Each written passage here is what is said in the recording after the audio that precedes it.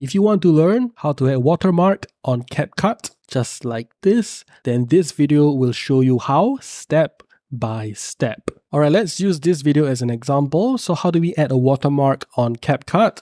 First, click on text and then click and hold and you bring a text down like this. So I want the watermark to be throughout the entire video. So I'm just going to do this and I'm going to extend the text throughout the entire video. So now if I play the video, you can see that we just have the text over here. But if you want to turn it into a watermark, you want to make it look more transparent, right? So first, I'm just going to write watermark like this. Now let me show you how to make your text look transparent. Just scroll down and then you want to look for opacity. You can see it's 100%. You can click and hold, and then as I drag it to the left, you're going to see that the text becomes more and more transparent, and it becomes harder and harder to see like this. So the lower the opacity, the more transparent the text will be. So it's completely up to you how much opacity you want to set. So in this example, I'm just going to put it at maybe 20%. And you can put the watermark anywhere you want. You can put it in the corner like this, like this,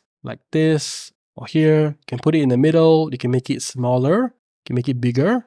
You can also rotate like this, and you can put your watermark anywhere you want in your video. Okay, so let me just play the video, and here you can see we have added a watermark to this video. So as promised, this is how to add a watermark on CapCut.